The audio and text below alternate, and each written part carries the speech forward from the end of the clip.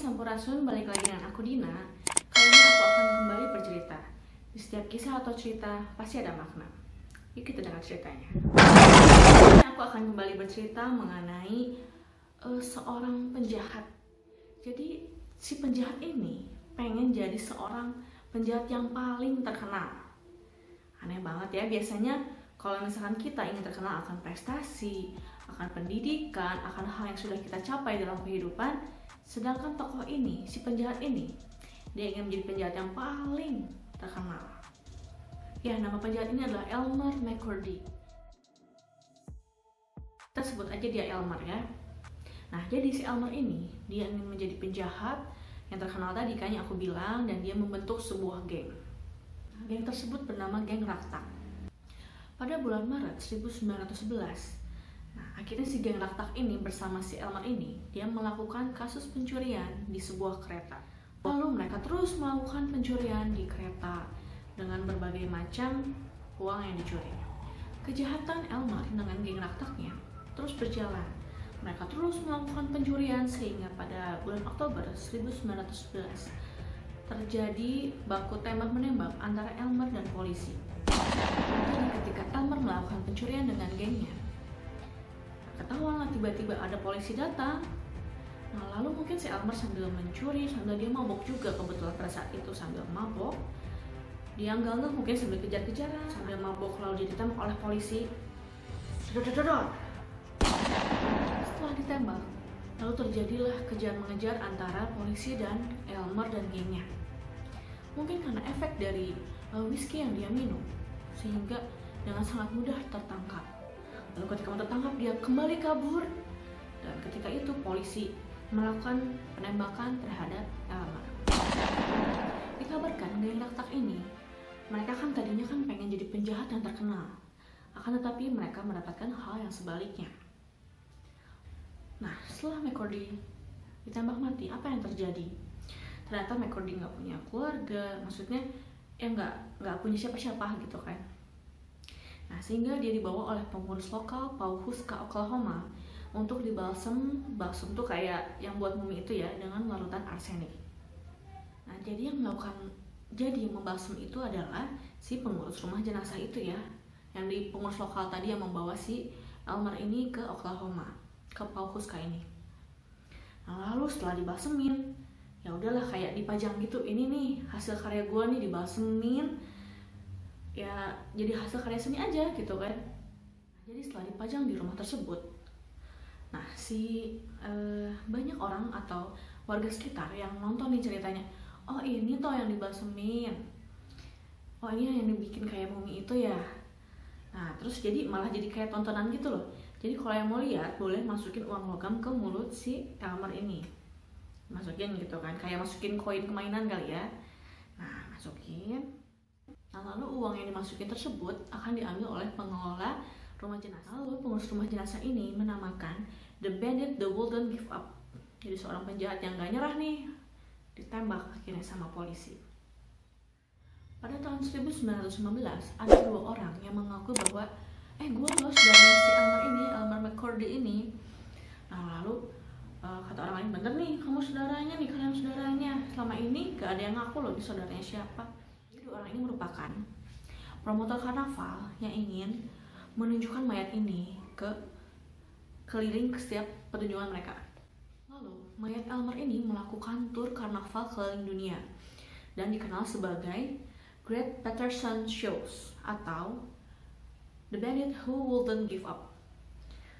Ya pokoknya ya, si Elmer ini tuh lebih terkenal pada saat dia sudah jadi almarhum dibanding ketika dia menjadi seorang penjahat. Padahal di awal dia mau kan menjadi penjahat yang terkenal. Sedangkan ketika dia sudah almarhum, baru dia mendapatkan yang dia inginkan, menjadi terkenal.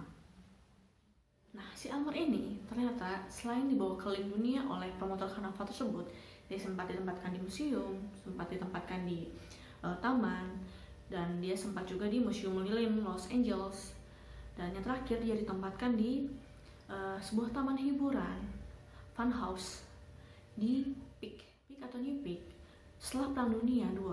Pokoknya dijadikan taman hiburan, wahananya ya banyak banget, ada roller coaster, ada wahana lainnya. Jadi pada Desember 1976 ada seorang kru kamera dari Universal Studio. Dia ceritanya ingin nge-shoot nih, melakukan shoot memperkenalkan di New Peak ini ada apa sih. Nah lalu dia datanglah ke salah satu wahana yang bernama The Love in the Dark. Benar nggak ya ngomong The Love? Nah itulah The Love in the Dark.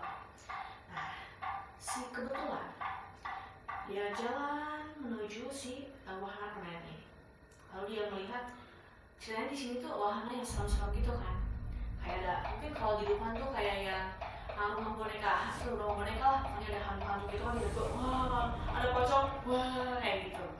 Nah ini juga di Love in the Dark ini mirip seperti itu. Dan kebetulan si kru kamera ini dia melihat si sosok ini. Lalu dia tidak sengaja menyentuh si tangannya dan ternyata patah tangannya. Ketika dia melihat, wah ini manusia asli, ini bukanlah boneka, bukanlah sesuatu yang dibuat-buat, ini adalah sosok manusia asli. Jadi coba kalian bisa bayangkan kan, dari tahun 1911 sampai 1976, berapa tahun tuh itu ya, hitung sendirilah ya. Nah bayangkan bahwa si mayatnya Elmer ini melakukan perjalanan yang sangat panjangnya, sekitar 60 tahunan lah ya, melakukan perjalanan yang sangat panjang. Dia ke keliling dunia, karnaval, di museum, di taman hiburan, dan terakhir di New Peak ini. Pada tahun 1977 ini, teknologi sudah semakin berkembang sehingga polisi dapat menyelidikinya dengan metode superimposisi medis, yaitu dengan sistem mirip X-ray ya. Jadi si mayat Elmer yang sudah jadi mumi ini dilakukan X-ray, lalu dibandingkan dengan foto-foto, mungkin pada saat itu ada foto-foto histori gitu juga kali ya, maksudnya ya kita nggak tahu ya kayak gimana, maksudnya bisa dapat foto itu. Lalu ditemukan bahwa itu adalah Elmer McCurdy. Elmer akhirnya dimakamkan di Summit View, Oklahoma, dengan tulisan batu nisannya sebagai berikut: Elmer McCurdy shot by Sheriff Post in Osage Hills on 7 Oktober 1911. Ya ironisnya, si Elmer ini ditemukan setelah 60 tahun kemudian, lalu dicap sebagai penjahat. Mungkin cita-citanya Elmer nggak kecapai ya, menjadi penjahat yang terkenal. Tapi ya begitulah kisah si Elmer ini. Jadi apa makna di balik kisah yang aku ceritain hari ini?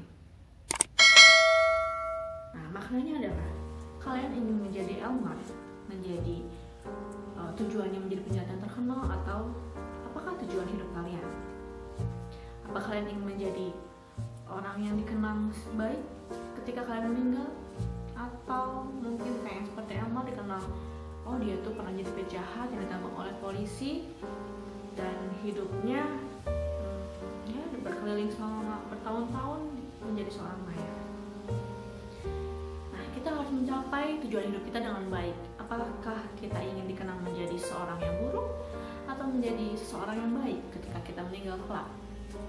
Itu pilihan kalian. Oke, itu aja cerita aku hari ini. Sampai jumpa di cerita berikutnya.